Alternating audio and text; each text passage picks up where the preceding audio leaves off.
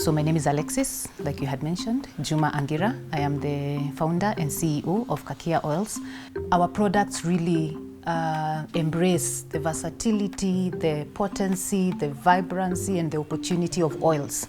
And we believe that oils that are homegrown, that are out from the soils of Kenya and even the region, are not very well received in the market. Kakia Oils, what we do basically is we work with smallholder farmers to help them market, sell, and distribute their botanical oils. We are 3 years old now.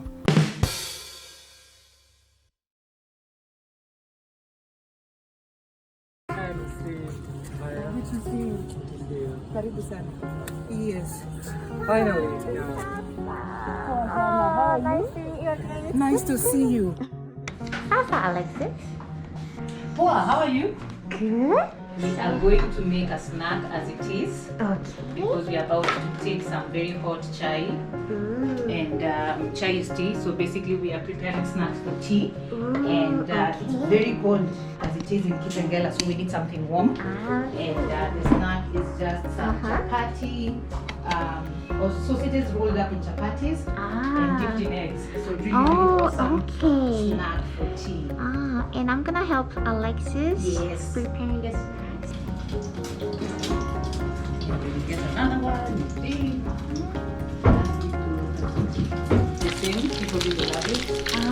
So it's something I like to add. So you Your go. son, he's a big boy now. Big mama, big boy. I'm like, what? Boy, stop it. I'm a big boy now.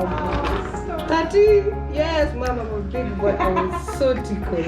Actually, Alexis, you know what? When I turned 11, I thought I was grown up. Maybe he's on the same stage as I was. But I guess when you're younger, you want to grow up. When you grow up, you're like, what? It is not what I thought it would be. Oh, yeah. That's So let me just get going with what I'm doing. Hilarious. We are so ready, so we can please. So pretty. Thank you. So what? Banana bread? Coconut. I did coconut. Yes. Ooh, and that's just chapati? That's chapati. We can do it for you. So there's cake here, there's plain chapati there, and then there's the chapati sausage snacks. Chapati sausage. Yes. So it's coupled with the chapati. Yes. Of course, like any other person who grew up during my era, you want to go to school and study and then get employed, and hopefully you're paid millions of shillings.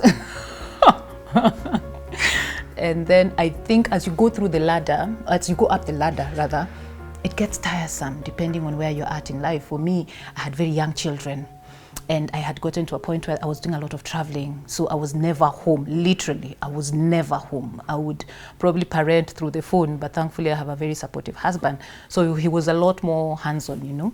And so I took the decision to abandon or leave work, formal employment. And at that point, I didn't know exactly what I was going to do. So I got home and I had to really think what I needed to do. And as I kept seeking and kept asking, I feel very deeply that I was led to my oils, you know. And I realized that, yes, I'm always DIYing and doing things in the house, using oils and making this and making that. And so it was born out of there. I did a number of trainings. I was able to engage in programs like the Africa Yes. And then from there, we decided that, yes, we're going to support the farmers with market expansion of their oils, because when you talk to them, it came out very clearly that marketing and markets was a big issue. It was a bottleneck for them. They didn't know where to take their oils and everything. So it was important that then we engage specifically in that sort of sector where we're working with the farmers, getting to understand what their challenges are, but at the same time doing market expansion for them. Basically, we have for a very long time been, for the first 2 years of our existence, we were selling our products from the house, where we would do our formulation, we would do our bottling and packaging, and then get to operate directly from the house. But with time, you realize that there's a lot more inquiries, and you need an outlet where people can actually get to access your products, whether you're within town or not. And so it was a good idea to start looking around and see where we can get a partner who would do that with us. And so we took it upon ourselves to just get to look around understand how the shops operate and get to identify one that worked for our needs. The shop is called the Lami, but specifically this is our shelf. And yes, so we have a number of products in here. And so every time I come here, every time I'm out there, I'm confident that whether I'm there or not, my products are selling and somebody is supporting me with that specific angle. And this was just one of them. And I believe this is a step to a lot more, many things that we plan to do as Kakia Oils. Can you please share your lessons from your business running experience to people in Korea?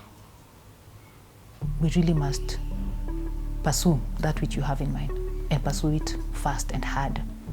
For me, it's important that people just pursue the dreams or the plans they have and just do what they can. You know, there's always so much support. We don't see it, but when you start doing it, you realize there's so many hands that are willing to support you in that journey. So that is really important.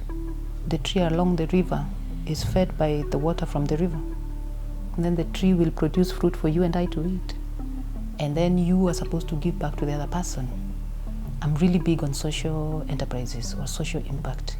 And so I hope that any business that comes up or watches this is able to identify that niche. Nairobians are very interesting. Somebody took my design from the bottle to the labels to the seal to the words. That's everything. I'm like, I was so offended. I was so hurt. It was like my heart was breaking, you know. I'm like, how could you? It took me weeks, you know.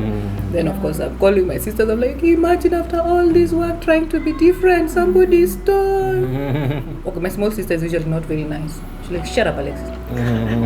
Mean ones. Yeah, I think even they like steal your own design and all the packages, but they cannot steal your own content. Techniques. And the experience Yeah, you've gotten from doing all that, because it's a lot of sleepless nights, and a lot of consultation, a lot of research on the computer, and then you're done, and then they decide, thank you for doing the work for us. Yeah. I'm like, even English was hard to copy, really, you know. It was really hilarious. Just from our experience in Africa, yes, we are hoping that we can really make research and development, R&D part and parcel of what we do. It's so critical, it's ridiculous. And so our main focus right now is just growing our team and identifying the right people. I'm realizing is not a piece of cake, you know. And it's only exciting and scary in equal measure, but with partners like Africa Insight, I think we are good to go. Yeah. I think we are good to go.